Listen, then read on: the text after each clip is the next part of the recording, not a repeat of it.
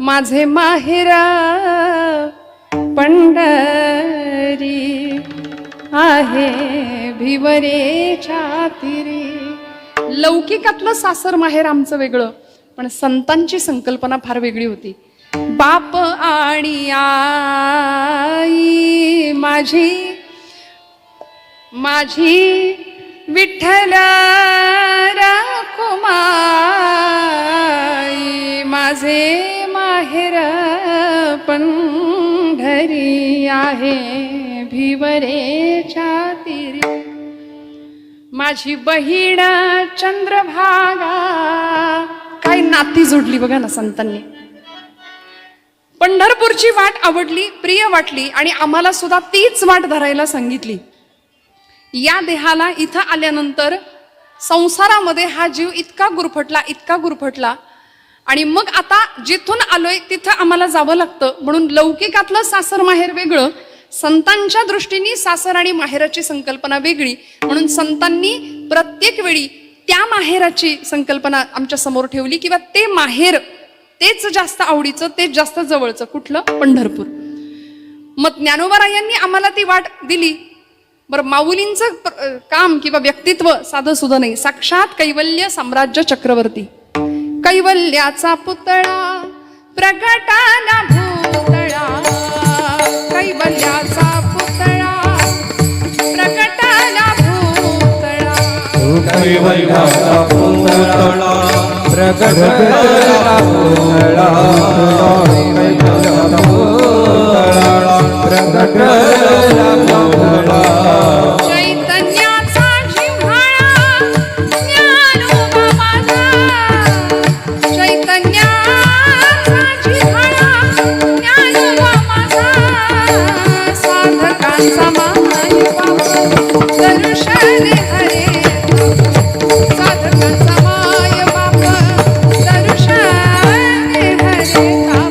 चैतन्याचा जिव्हाळा ज्ञानोबा माझा, चैतन्याचा जिव्हाळा ज्ञानोबा माझा, साधकाचा माय बाबा दर्शन हरे, साधकाचा माय बाबा दर्शन हरे.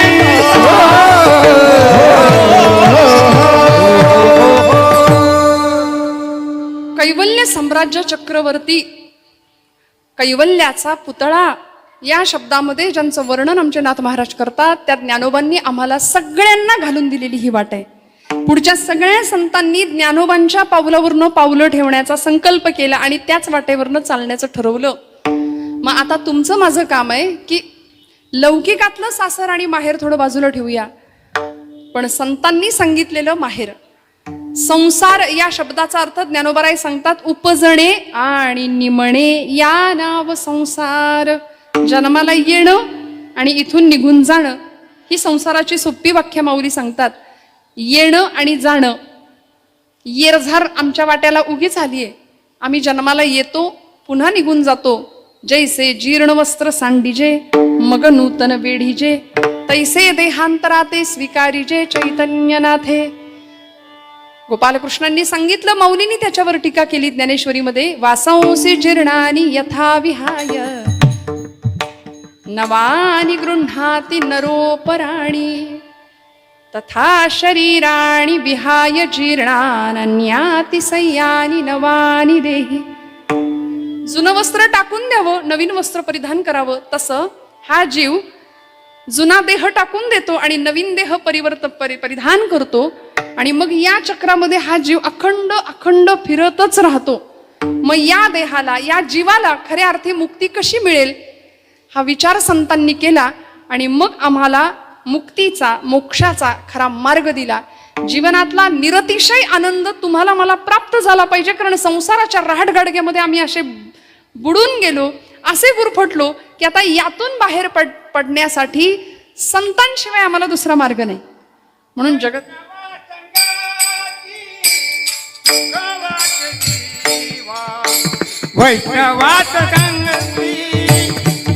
वा, संतांच्या सहवासात राहायचं, संतांचा संग करायचा, तरच तुमच्या माझ्या जीवनाचं उत्थान आहे, मंगल आहे, कल्याण आहे. आणि संतांना आमच्या कल्याणाची वेळोवेळी तळमळ वाटली. म्हणून जगद्गुरु संतश्रेष्ठ तुकोबरायांसारखे वैराग्याचे रागरसिक असलेले, वैराग्याचे मूर्तिमंत पुतळे असलेले जगद्गुरु संतश्रेष्ठ श्री तुकोबराय अनेक अभंग आमच्या समोर त्यांनी दिले. आज आमचा समाज दुभंग होतोय, पण संत वाङ्मय अभंग आहे. किती वर्ष झाली? 375 वर्ष पूर्ण झाली तुकोबरायांच्या वैकुंठ गमनाला.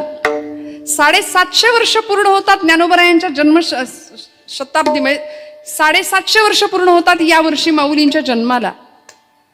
किती भाग्यवान आहे बघा. आणि इतक्या दिवसानंतर सुद्धा ज्ञानोबरायांचे शब्द, तुकोबरायांचे अभंग आज आमच्यासाठी अजरामर म्हणून उपस्थित आहेत. आम्हाला तारतायत, आम्हाला जीवनाचा मार्ग दाखवतायत. हे संतांचं काव्य होतं, हे संतांचं शब्दब्रह्म होतं. आम्हा घरी धन शब्दांचीच रत्ने, शब्दांचीच यत्ने शस्त्र करू. मग आता हातामध्ये शस्त्र घेण्याची गरज नव्हती. तुकोबराय म्हणले शब्दच आमचं शस्त्र आहे.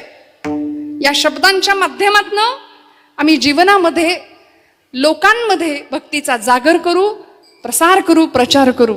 म्हणून आपल्या सबंध जीवनामध्ये जगद्गुरु संतश्रेष्ठ श्री तुकोबरायांच्या घराची जर आपण परंपरा पाहिली तर 1 नाही 2 नाही 8 पिढ्यांची परंपरा तुकोबरायांना लाभते.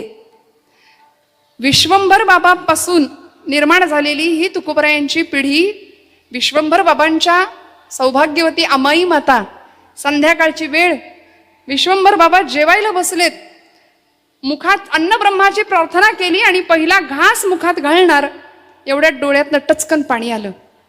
आणि अमाई मातेने विचारलं, धनी का बरं डोळ्यात पाणी आलंय? कशा पै रडतायसा? विश्वंभर बाबांच्या हातातला घास हातातच राहिला, डोळ्यातनं घळघळ नेत्राश्रू व्हायला लागले. आणि आई आपल्या सौभाग्यवतीला, अमाई मातेला सांगतायत की काय सांगू अगं, घास घशाखालनं उतरे ना. पण का बरं, काय होतंय तरी काय तुम्हाला? यंदा पंढरपूरची वारी घडणार नाही असं वाटतंय म्हणले. का नाही घडणार हो?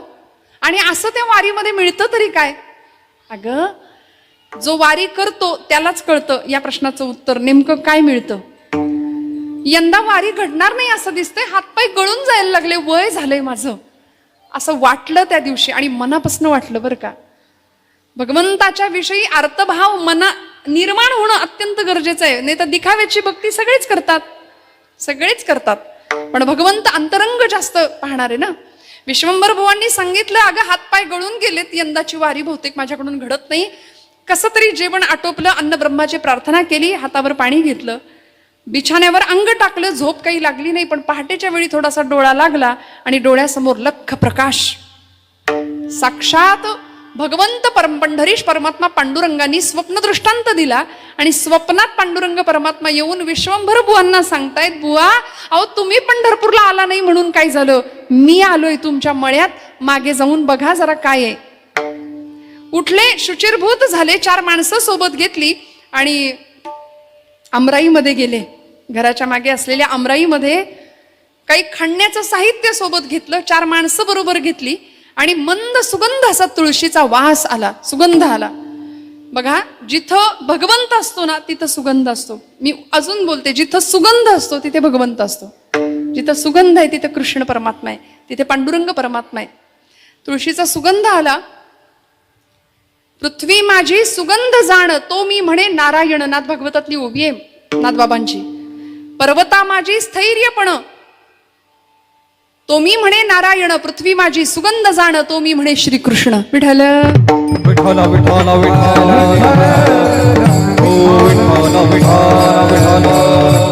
म्हणून बघा, अचानक एखादा सुगंध येतो, अचानक एखादा वारीमधल्या माणसांना अनेक अनुभव असतात. काही फुल नसतं, काही नसतं, पण सुगंधाची झुळूक येऊन जाते. लक्षात ठेवायचं, देव आपल्या जवळ आहे. दर्शनशास्त्रातल्या या खुणा आहेत, देव आपल्या जवळ असतो. असा सुगंध आला आणि थांबले तिथं. कुणाला तरी सांगितलं, बरा माती बाजूला करा. म्हणले कुदळीने नको, हाताने माती बाजूला करूया. आणि कुणीतरी मुद्दाम आणून ठेवाव्यात अशा विठ्ठल रुक्मिणीच्या मूर्ती सापडल्या. मूर्तीच्या पायावर डोकं ठेवलं विश्वंभर बुवांनी आणि सगळ्या देहुनी बुवांच्या पायावर डोकं ठेवलं. का? बुवा तुमच्यामुळं पंढरीचा पांडुरंग इथं देहूत आला, मंदिर बांधलं गेलं. आणि ज्या पिढ्या, ज्या कुळाला 1 नाही 2 नाही 8 पिढ्यांची विठ्ठल भक्तीची परंपरा लाभली, असे आमचे जगद्गुरु संतश्रेष्ठ श्री तुकोबराय. बोल्होबा आणि आई कनकाईच्या पोटी जन्माला आलेलं हे नररत्न बोल्लोबांचा तर इतका मोठा भक्तीचा अधिकार होता. पांडुरंगाच्या समोर बोल्लोबा गेले ना वारी करत, पांडुरंगाच्या समोर उभे राहायचे आणि भगवान पांडुरंग परमात्म्याने बोल्लोबांना बघून मान खाली घालावी अशी. आणि रुक्मिणी आई साहेबांनी तिकडून विचारावं, अहो मान का खाली घातली? भगवंत म्हणायचे, बघितलं नाहीस का, सावकार दारात आलाय आणि सावकार दारात आला की कर्जदारानं मान खालीच घालायची असती म्हणले. आईसाहेब म्हणाले, म्हणजे अगं हे सगळे नामाचे सावकार आहेत, या सगळ्यांचं माझ्यावर इतकं भक्ती ऋण आहे ना, आणि ते ऋण दिवसेंदिवस चढतंय वाढतंय. या सगळ्या कुळातल्या एकाही व्यक्तीने माझ्याकडं काहीच कधीच मागितलं नाही, माझ्याकडं काही मागितलंच नाही. बोल्लोबांना पांडुरंग परमात्मा स्वतः म्हणायचे, तुमच्या कुळात कोणी माझ्याकडं काही मागितलं नाही, माझ्याकडं येणारे सगळे भक्त कमी आणि व्यापारी जास्त आहेत. आता आपण ठरवायचं आपण नेमकं कोण आहे, नाही का? श्रीमंतातला श्रीमंत माणूस देवाकडे जाऊन काय मागतो? भीकच मागतो. दारात बसलेला एखादा देवळाच्या दारात बसलेला भिकारी हातामध्ये पात्र घेऊन तोही भीकच मागतो. संतांकडून काय शिकायचं? पांडुरंग परमात्मा सांगतायत, या कुळातल्या कोणीच माझ्याकडं काहीच नाही मागितलं, काहीच नाही मागितलं. बोल्लोबा तुम्ही तरी मागा काहीतरी. मागण्याची आस आहे मुखाकडे, मागण्याची आस आहे मुखाकडे, दिला मनोरंग दिला रोकडी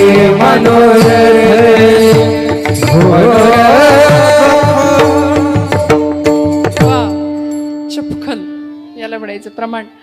भगवंत पांडुरंग माग म्हणतोय आणि भक्त मागत नाही. ही अवस्था संतांच्या बाबतीत होती, ही तुमच्या माझ्या बाबतीत येणार नाही.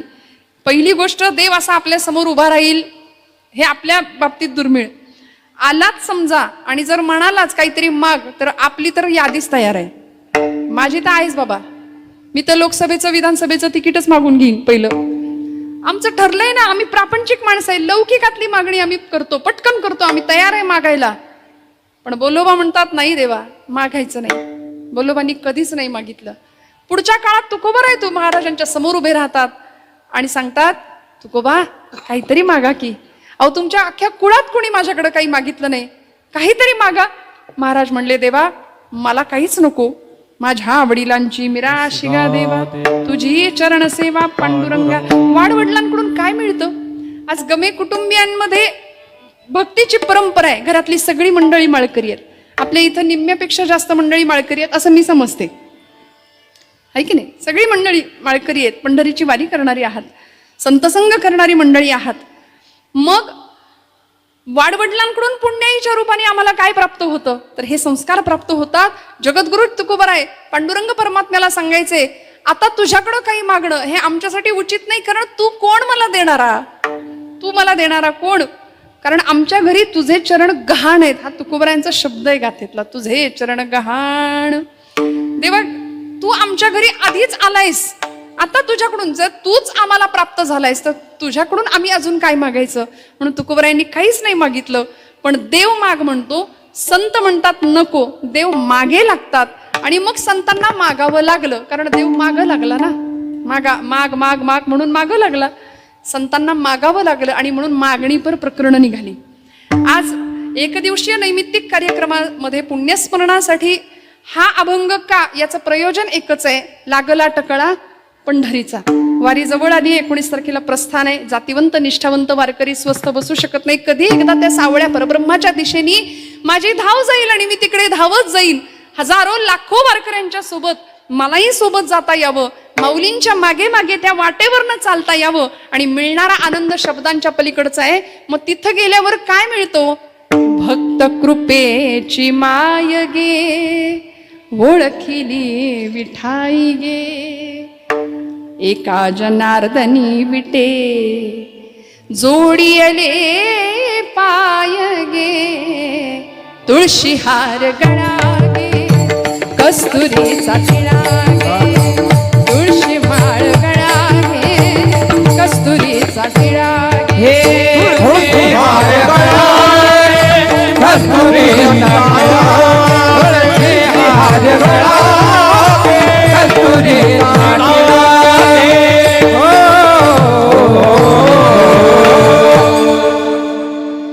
मूर्ती होय गे, कळू आली सोय गे, प्राणाचाही प्राणू पाहता. काय बघायचं तिथं?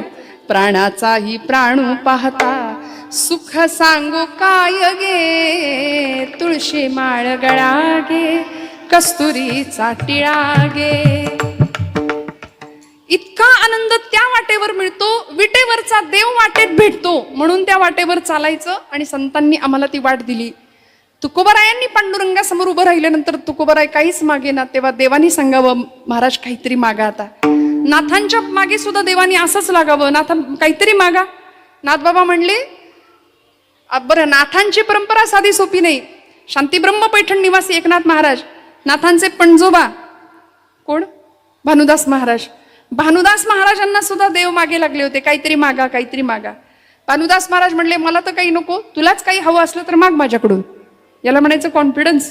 काय अधिकार होता, काय ताकद होती, सामर्थ्य होतं. तुला काही हवंय का देवा माझ्याकडून?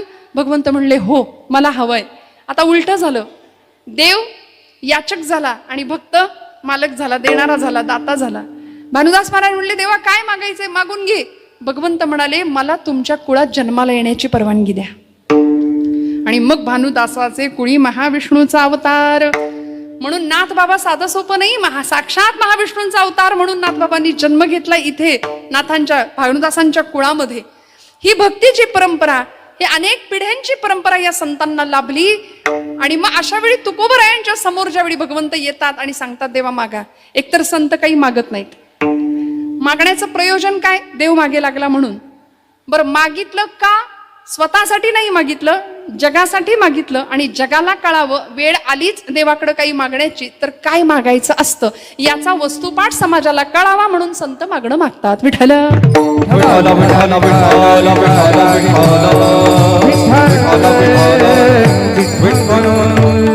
लौकिक कुठल्याही गोष्टीचा, कुठल्याच प्रकारचा अट्टहास किंवा हव्यास संतांना नव्हता.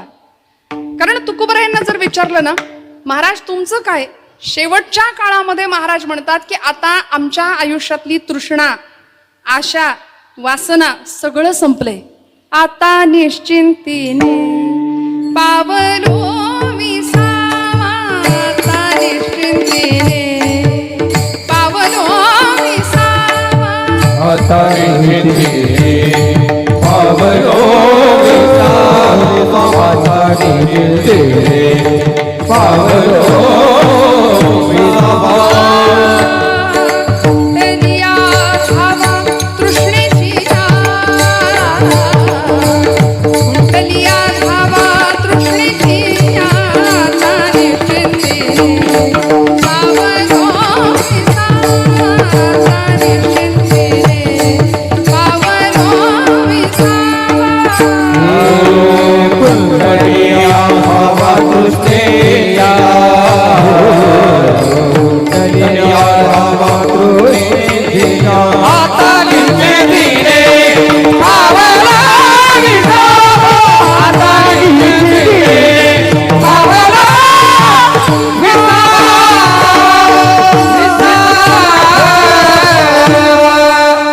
आता काहीच नाही देवा, विसाव्याचं ठिकाण आलं. आता निश्चिंतीने पावलो विसावा. आणि म्हणून तुकोबरायांचं जीवन कार्य, तुकोबरायांचं भगवंताप्रती असलेलं समर्पण हे साधं सुद्धा नव्हतं. कुणी कितीही काहीही म्हटलं तरी तुकोबराय वैकुंठाला, सदेह वैकुंठाला गेले होते, गेले होते, गेले होते. हे त्रिकालाबाधित सत्य आहे. विठ्ठल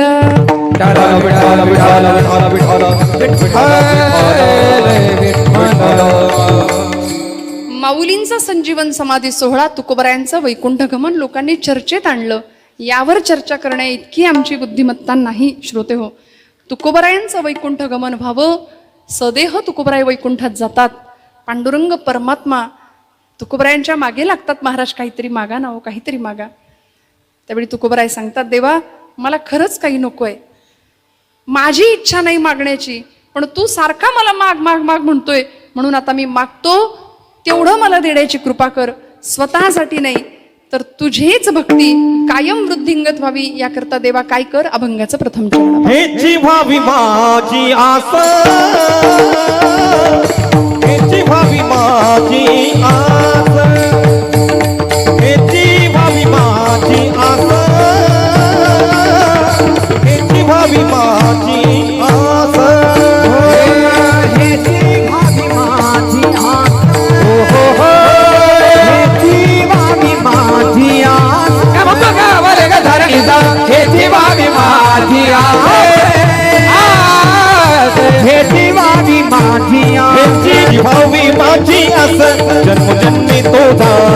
हेची भावी माझी आस जन्मोजन्मी तुझा हेची भावी माझी आस जन्मोजन्मी तुझा हेची भावी माझी आस जन्मोजन्मी तुझा पंढरीचा वाद करी पंढरीचा वाद करी पंढरीचा वाद करी पंढरीचा वाद पंढरीचा वार करी पंढरीचा वार करी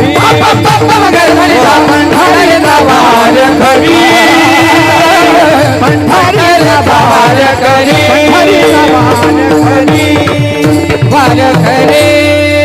टाळ्या वाजवा जोरदार चालीसाठी. वा वा. जरा काटकसर करताय का तुम्ही? नाराज आहे का आमच्यावर? नाही ना. खणखणीत टाळ्या वाजवा. वा वा. काय तुकोबराय सांगता तो, हेची भावी माझी आस जन्मोजन्मी तुझा दास पंढरीचा वार करी वारी चुकोने दि हरी. देवा माझी एकच इच्छा आहे. आस म्हणजे इच्छा. काय इच्छा मागितली? आमच्याकडे मागण्याची पद्धत थोडी वेगळी आहे. महाराज म्हणतात हेची दान दे गा देवा तुझा विसर न भावा. आम्ही म्हणतो हेची दान दे गा देवा लाखभर रुपये पगार व्हावा आणि जमल्यास इन्कम टॅक्स बुडवता यावा. हे आमचं असलं नश्वर आणि स्वार्थी मागणं हो. मेलेल्याच्या टाळूवरचं लोणी सुद्धा हिसकावून घेणारा आमचा समाज. बहिणाबाई आहेत खानदेशातल्या कवयित्री. बहिणाबाईंनी समाज मानसाला प्रश्न विचारला, अरे माणसा माणसा कधी व्हशील माणूस, लोभापायी माणसाचा झाला रे कानूस. बहिणाबाई म्हणायच्या, मानसा मानसा तुझी नियत बेकार, अरे तुझ्या परिस बरं गोठ्यातलं जनावर. काय उपमा दिली हो, काय कल्पना केली कवयित्रींनी बहिणाबाईंनी. अहिराणी भाषेतल्या त्यांच्या कविता प्रसिद्ध आहेत. समाज मानसाला अत्यंत सुंदर असे प्रश्न आमच्या संतांनी आमच्या महापुरुषांनी विचारले. स्वामी विवेकानंद सुद्धा म्हणायचे की माणूस माणसासारखा का वागत नाही? देवानं माणसाला घडवलंय तरी माणूस माणसासारखा वागायला तयार नाही.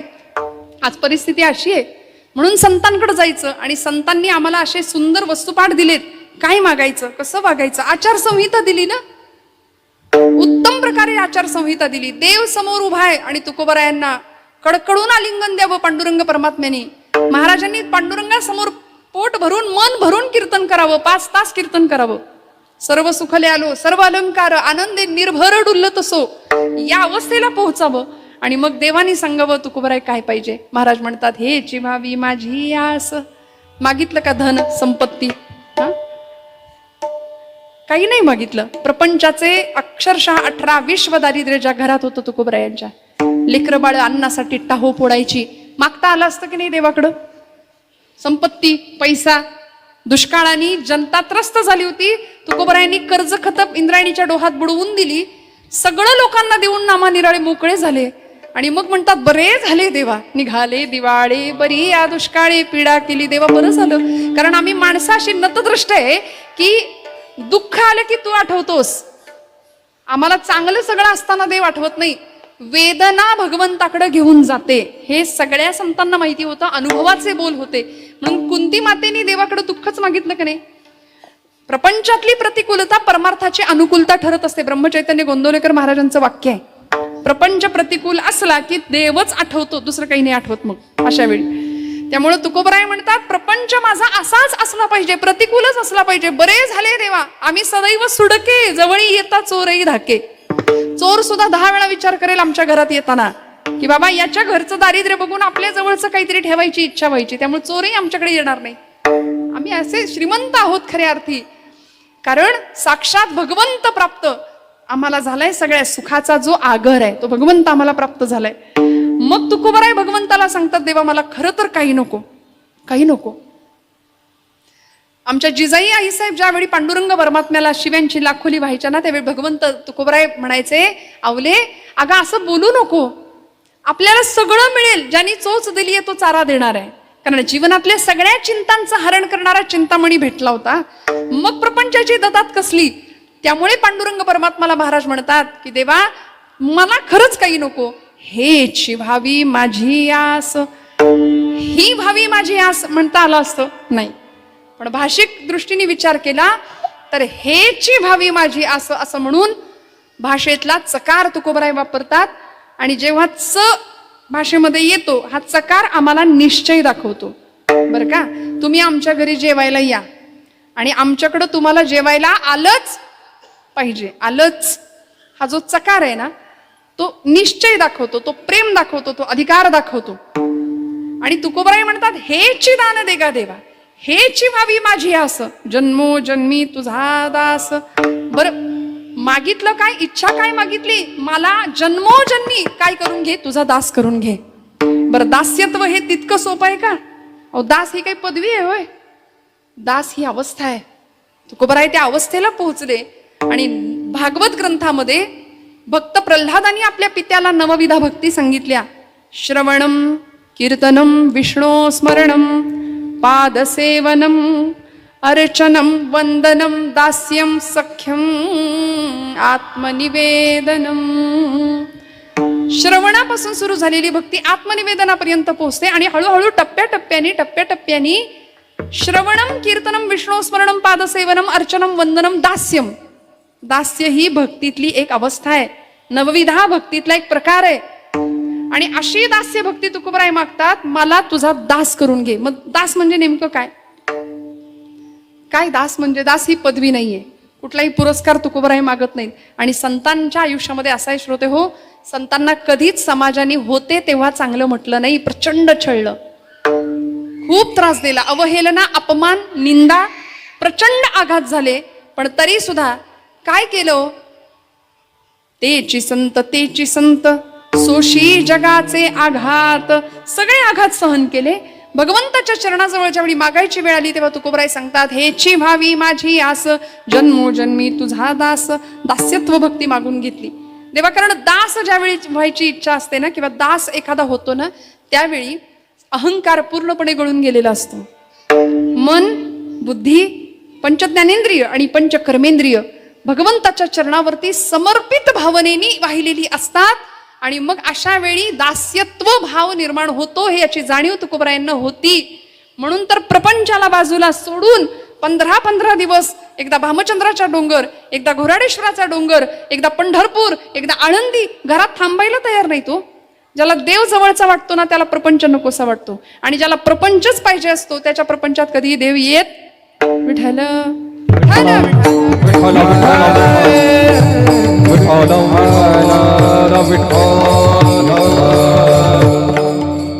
म्हणून तर पांडुरंग परमात्म्याला तुकोबरायांना सांभाळणारी तुकोबरायांची सौभाग्यवती आमच्या जिजाई आई साहेब, त्यांचं दुःख दूर करावं असं वाटलं की नाही हो? इच्छा काय व्यक्त केली? देवा तू मिळाला पाहिजे. आपण देव सोडून सगळं मागतो. हे चिवावी माझी आस,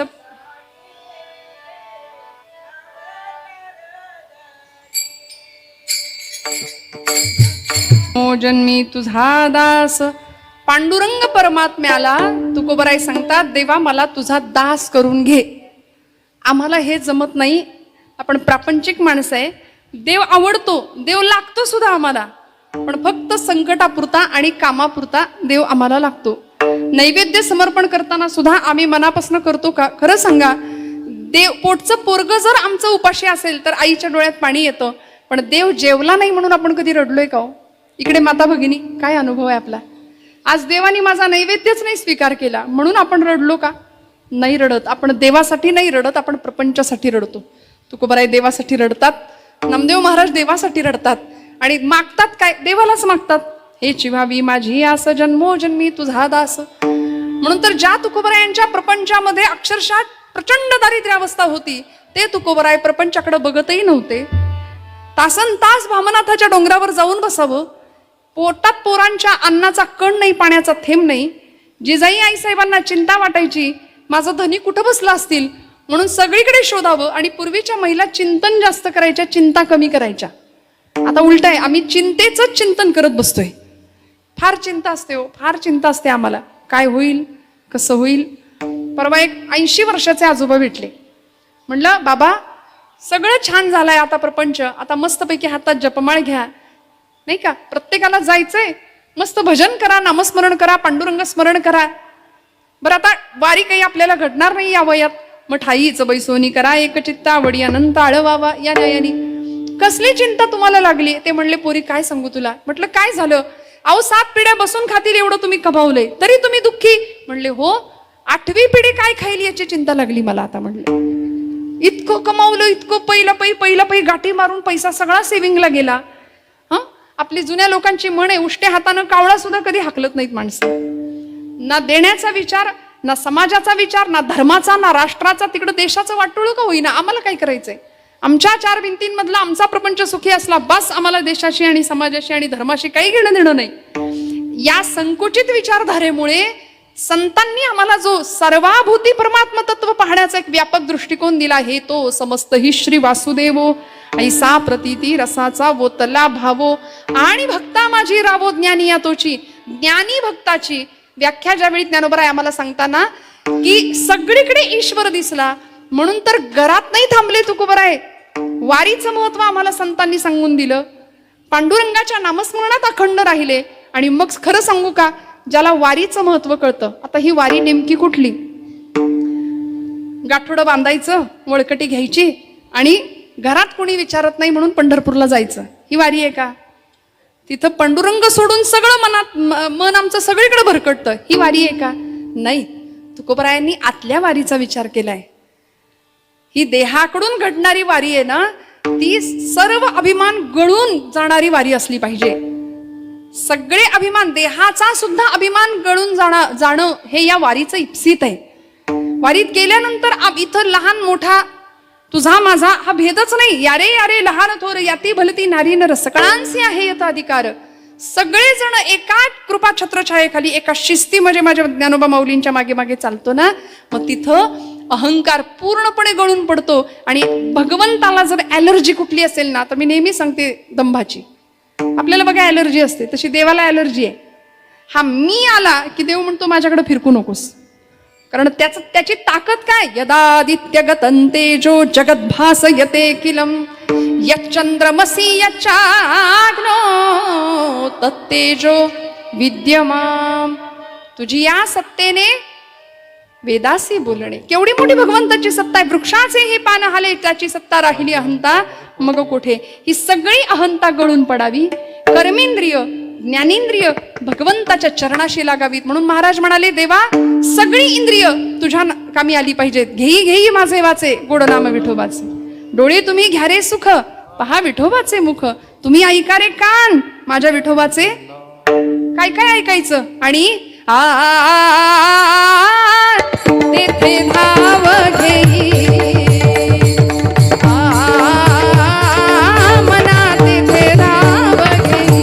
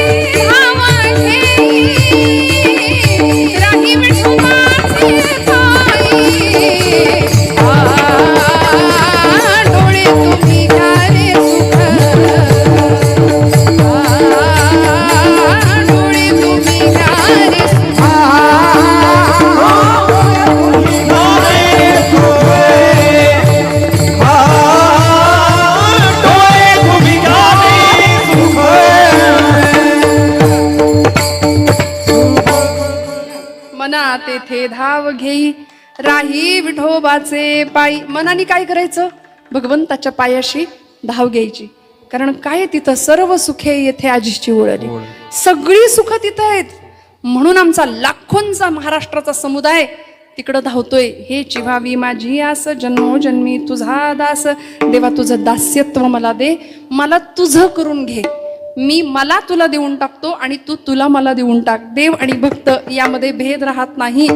मग आता मी भक्त तू देव ऐसे करी असं म्हणणारे तुकोबराय अद्वैत स्वरूपाला जातात आणि देवा तुझ्या माझ्यात आता भेद नाही. तुका आकाशा एवढा अणुरणिया थोकडा तुका आकाशा एवढा या स्थितीपर्यंत महाराज जातात आणि संपूर्ण शरणागती. काय म्हणायचं? शरण येणं, दास्य होणं. जिथे कुठल्याही आश्रयाचा त्याग असतो त्याला अनन्य भाव असं म्हणतात. आणि अन्याश्रयाणाम त्याग हा इति अनन्यता. ही अनन्य शब्दाची व्याख्या सांगतात. जो मज होय अनन्य शरण तयांचे निवारी मी जन्म मरण म्हणून शरणागतासी शरण्य मीची एको. भगवंत म्हणतात शरणागताला सुद्धा मी शरण जातो. एवढा भक्तीचा अधिकार भक्ताकडे देतो भगवंत स्वतः. म्हणून भक्ताला काय मागायचं भगवंताकडे? तुकोबराय सांगतात दास्यत्व मागायचं. मला तुझा दास करून घे, जन्मोजन्मी तुझा दास. आणि मग आता या वाटेवर मला तुझ्या वाटेवर घेऊन जात असताना माझ्याकडून घडणारी तुझी वारी चुकवायची नाही, ही जबाबदारी तुझी. दुसरं पंढरीचा वार करे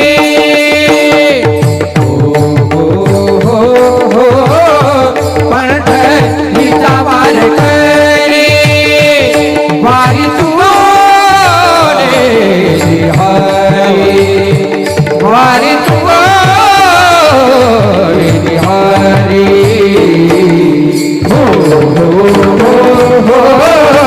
पंढरीचा वार करे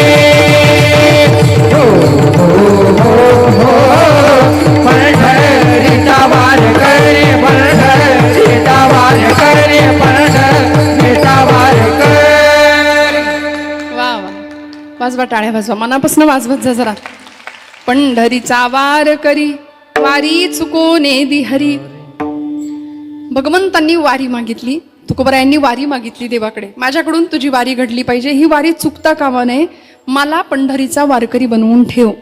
आपल्याकडे वारकरी ज्याच्या हातामध्ये टाळ असतो तो वारकरी आहे, ज्याच्या कपाळाला बुक्का आहे तो वारकरी आहे, ज्याच्या गळ्यामध्ये तुळशीची माळ आहे तो वारकरी आहे. नित्य पंढरीची वारी जो करतोय, एकादशीचं व्रत जो करतोय तो वारी आहे, तो वारकरी आहे.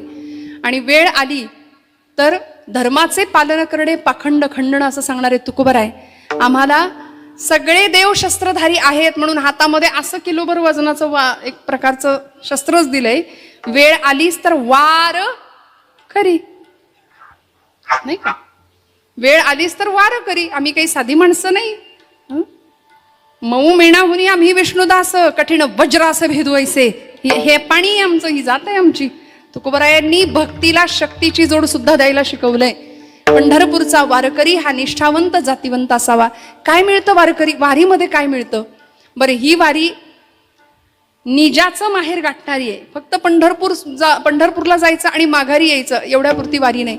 संतांची वारी, संतांचं माहेर होतं ना, ते होतं. आलो निजाच्या माहेरा. तिथं गेल्यानंतर तो बाप माता विठ्ठल पिता विठ्ठल स्वरूपामध्ये असलेला माया जगन्नाथ बाप जगन्नाथ अनाथांचा नाथ जनार्दन या स्वरूपामध्ये असलेला पांडुरंग आम्हाला भेटतोय. त्यामुळे तुकोबरायांनी ही वारी मागून घेतली. पंढरीचा वारकरी वारी चुकोने दिहरी. माझी वारी नाही चुकली पाहिजे देवा. मी देहानी वारी करतोय, मी मनानी वारी करतोय तुझी. कारण माझ्या प्रत्येक कर्मेंद्रिय ज्ञानेंद्रिय या सगळ्यांना फक्त तुझा स्पर्श आहे, तुझ्या नामाचा स्पर्श आहे. तुझ्याशिवाय माझ्या आयुष्यामध्ये दुसरं काहीच नाही. आणि आमच्याकडे असं आहे, देव सोडून सगळं आहे. वारीला न जाणाऱ्या लोकांना प्रश्न पडतो, असं असतं तरी काय वारीत? बरं, आता वारीमध्ये हौशे गौशे नवशे सगळेच प्रचंड गर्दी आहे, सगळ्यांना माहिती आहे. पण मग तिथं गेल्यानंतर गळ्यामध्ये तुळशीची माळ असली, कपाळाला बुक्का असला की वारकरी असं ठरतं का? गळ्यात माळ आहे, कपाळाला बुक्का आहे आणि वास्कन याच्या अंगावर वास्कन त्याच्या अंगावर जर ओरडणं असेल तर मग नाही का? पथ्य आली पाहिजे. जेणे विठ्ठल मात्रा घ्यावी तेणे पथ्य सांभाळावी. पथ्य काय? गळा माळ शोभे आत्मरूप शांती. भक्तिभाव दोन्ही धरू टाळ हाती. टिळा विरक्तीचा कपाळास न्यालो. आम्ही विठ्ठलाच्या भजनात न्हालो. एक तारी संगे एक रूप झालो. आम्ही विठ्ठलाच्या भजनात नालो, आम्ही विठ्ठलाच्या भजनात नालो. भूक भाकरीची छाया झोपडीची. काय मिळतं वारीत? फार तुम्हाला 5 स्टार सोय असते का? मिळेल तिथे मिळेल ती सोय आणि अंग टाकलं की लगेच झोप. जे भल्या भल्यांना बंगल्यात राहून मिळत नाही ती झोप एखाद्या खडकाळ जमिनीवर चिखलात पडला तरी झोप लागते, इतकं सुख. भूक भाकरीची छाया झोपडीची, निवाऱ्यास न्यालो उब गोधडीची. माया मोह सारी उगाळून प्यालो, माया मोह सारी उगाळून प्यालो. आम्ही विठ्ठलाच्या भजनात न्हालो, आम्ही विठ्ठलाच्या भजनात न्हालो. मी म्हटलं ना, विटेवरचा देव वाटेत भेटतो. मी आता बोलून गेले, सगळे वारीमध्ये हौशे गौशे नवशे असतात. मला कुणाची निंदा नाही करायची, पण आमची तरुण मंडळी सुद्धा आता जातात. पण त्यापेक्षा म्हणजे निम्म्यापेक्षा जास्त मंडळी रील करायला जातात. त्याचं काय करायचं? रीलचा जमाना आहे सध्या. आता इतकी क्रेज त्या गोष्टीची आहे, इतका उत्पात माजलाय या सगळ्या गोष्टींचा. आम्ही देवासाठी जातो की त्या रीलसाठी जातो, हा सगळ्यात मोठा प्रश्न आहे. बरं, तिथे गेल्यानंतर पांडुरंग परमात्म्याविषयी प्रश्न आम्ही विचारतो एखाद्या वारकऱ्याला. असंच एका पत्रकारांनी, असंच एका युवा पत्रकारांनी, एका रीलवाल्या एखाद्या सुशिक्षित अशा मुलांनी एका वारकऱ्याला विचारलं बरं का, प्रश्न विचारला. म्हणले, बाबा कधीपासून वारी करताय? आणि ते बाबा अगदी वयोवृद्ध होते, 70-75 पेक्षाही जास्त वय. त्यांनी उत्तर दिलं, बाबा मला आठवत नाही तेव्हापासून मी वारी करतोय. कधीपासून वारी करताय? म्हणाले, त्यांच्या हाताला त्यांचा नातू होता. मला आठवत नाही म्हणले, पण मी एवढा होतो तेव्हा माझ्या वडिलांच्या खांद्यावरून यायचो, तेव्हापासून मी वारी करतोय, तेव्हापासून वारी करतोय. काय मिळतं वारीत? इतके वर्ष तुम्ही वारी करताय, 70 वर्ष वारीच करताय. दरवर्षी तुम्ही पांडुरंगाच्या भेटीला येता. बरं, वारीच्या काळामध्ये भगवंत दर्शन होत नाही, पांडुरंग भेटत नाही, मुखदर्शन सुद्धा दुर्मिळ. अशा ह्याच्यात तुम्ही दरवेळी येता, मग तुम्हाला पांडुरंग भेटला का? प्रश्न होता, देव भेटला का? देव दिसतो का? देव भेटलाय का तुम्हाला? इतके वर्ष तुम्ही वारी करताय. आपलं काय म्हणणं आहे हो? आपल्याला देव भेटलाय का? आपल्याला देव भेटलाय? ज्ञानोबरायांना भेटला.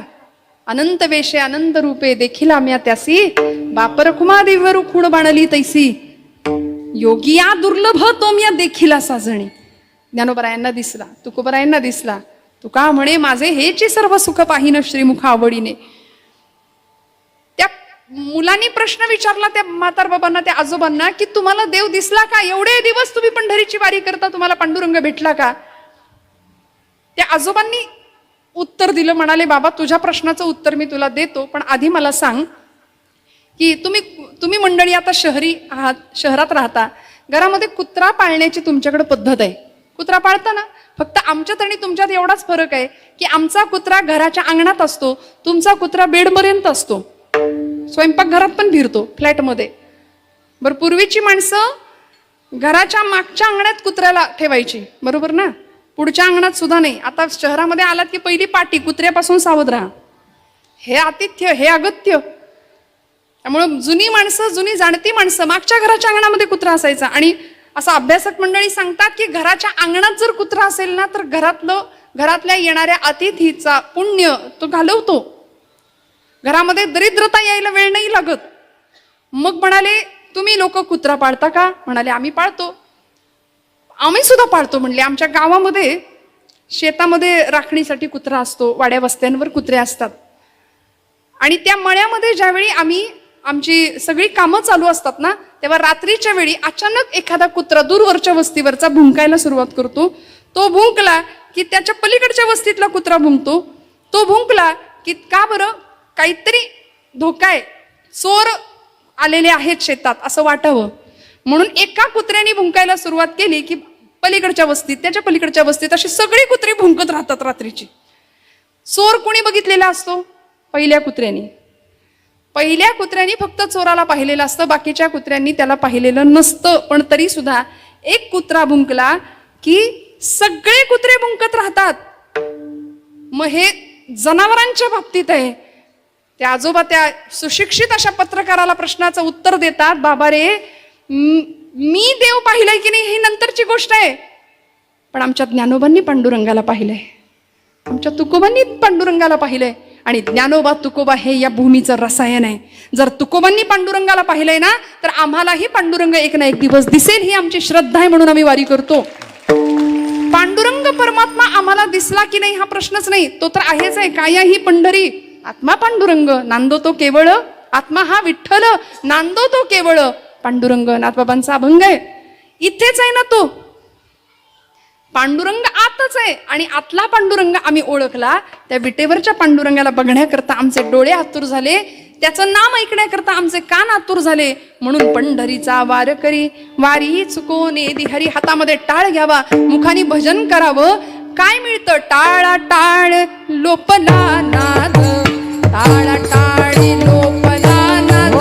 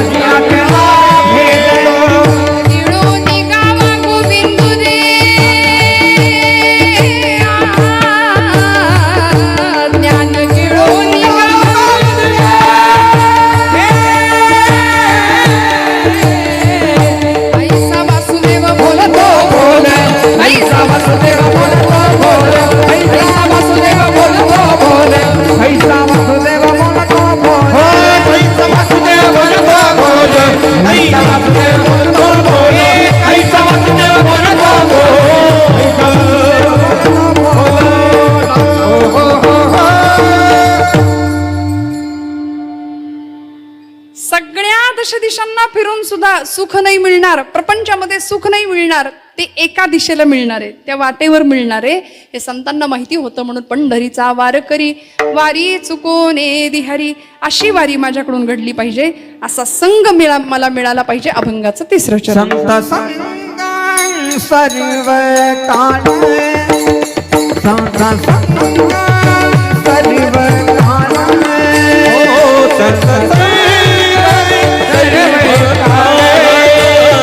संत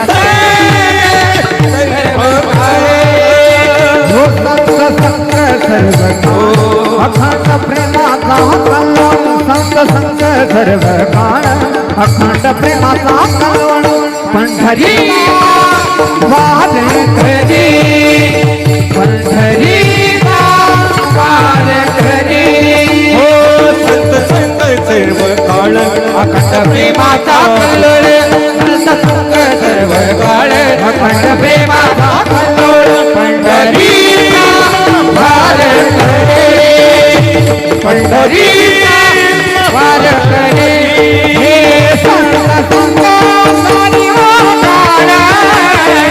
अखंड प्रेमाचा कल्लोळ, अखंड प्रेमाचा कल्लोळ, प्रेमाचा कल्लोळ, अखंड प्रेमाचा कल्लोळ.